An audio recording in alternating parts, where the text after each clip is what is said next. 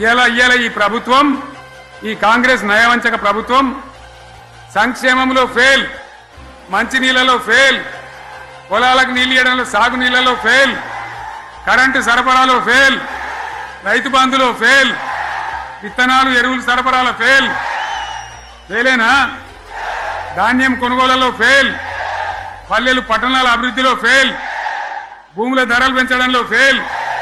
మరి దేంట్లో పాస్ అయింది? ఎటుపడితే అటు ఒర్రుడు, దేవుళ్ళ మీద ఒట్లు పెట్టుడు, అబద్ధ వాగ్దానాలు చేసుడు, 20-30% కమిషన్లు తీసుకున్నాడు, సంచులు నింపుడు, సంచులు మోసుడు. అంతేనా? కరెక్టేనా ఈ మాట అన్నా? కరెక్టేనా? నేను చెప్పి అన్ని ఫెయిల్ అయిందా ఈ ప్రభుత్వం? నిజమైతే ఒకసారి చేతులు లేవట్రా, దయచేసి స్టేజ్ మీద లేవట్రా. ఫెయిలేనా? నేను ఒక్క మాట పోలీసు మిత్రులకు మనవి చేస్తా ఉన్నా. ప్రజాస్వామ్యంలో ప్రజలకు అడిగే హక్కు ఉంటుంది, తప్పకుండా అడుగుతారు ప్రజలు. ఈ అడిగే హక్కును సోషల్ మీడియాలో బీఆర్ఎస్కు సోషల్ మీడియా వారియర్స్ ఉన్నారు, వాళ్ళు బ్రహ్మాండంగా పనిచేస్తున్నారు, ఖచ్చితంగా అడుగుతున్నారు ప్రజల తరఫున. ఇంత అన్యాయం జరుగుతుంటే చూడలేక సోషల్ మీడియాలో పనిచేసే తెలంగాణ బిడ్డలు ఇది ఏమన్యాయమే ఎట్లా అని చెప్పి ప్రభుత్వాన్ని ప్రశ్నిస్తా ఉన్నారు, ప్రజలకు మద్దతుగా నిలబడతా ఉన్నారు. వాళ్ళ మీద కేసులు, వాళ్ళని పట్టుకపోవడు. పోలీస్ సోదరులను నేను అడుగుతా ఉన్నా, మీరెందుకు దునుకులాడుతుండ్రే? మీకేమక్కడ వచ్చింది?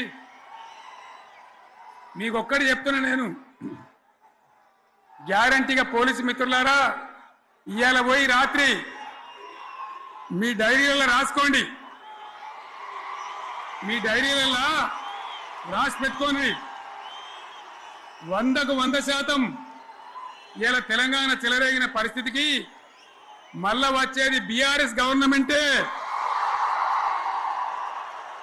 అది ఎవరు కూడా ఆపలేడు, అది ఎవరి తరం కాదు, ఎవరి వశం కాదు. మీకు తెలియదా? మీరు పోలీసు ఉద్యోగాలు చేస్తున్నారు, మీరు చదువుకోలేదా? మీకు కూడా విజ్ఞానం ఉంది కదా? వీళ్ళు దొంగ వాగ్దానాలు చేయలేదా? ప్రజలను మోసం చేయలేదా? ప్రజాస్వామ్యంలో ప్రజలకు అడిగే హక్కు లేదా? మీరెందుకు కేసులు పెడుతున్నారు? నాకు అర్థం కాదు. మీరెందుకు దునుకులాడుతున్నారు? మీరెందుకు బలైతారు? రేపు మీకు రాజకీయాలు ఎందుకు? మీ డ్యూటీ మీరు చేయండి. మేము బీఆర్ఎస్ ఎప్పుడు శాసనాన్ని ఉల్లంఘించం, చట్టాలను ఉల్లంఘించం. అయినా నేను ఒక్క మాట మళ్ళీ చెప్తా ఉన్నా, మీకు ఆల్రెడీ చెప్తా ఉన్నారు పార్టీ నుంచి, ఎక్కడ ఎవరిని మీ మీద అన్యాయం కేసులు పెట్టినా మన టీఆర్ఎస్ లీగల్ సెల్ వీరులు ఉన్నారు, మీరు భయపడే అవసరం లేదు. న్యాయస్థానాలని అక్కడ పోరాటం చేద్దాం. మీకు అండగా కేసీఆర్ ఉంటాడు, బీఆర్ఎస్ ఉంటుంది, అందరం ఉంటాం.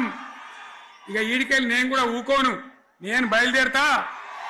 యాందాకైనా మంచిదే. ఎవరెవరి సంగతి ఏందో, ఎవరైనా లెక్కేందో అన్ని కూడా లెక్కలు తీద్దామని మనవి చేస్తా ఉన్నా. ఈ రకంగా మనం ముందుకు పోవాలి.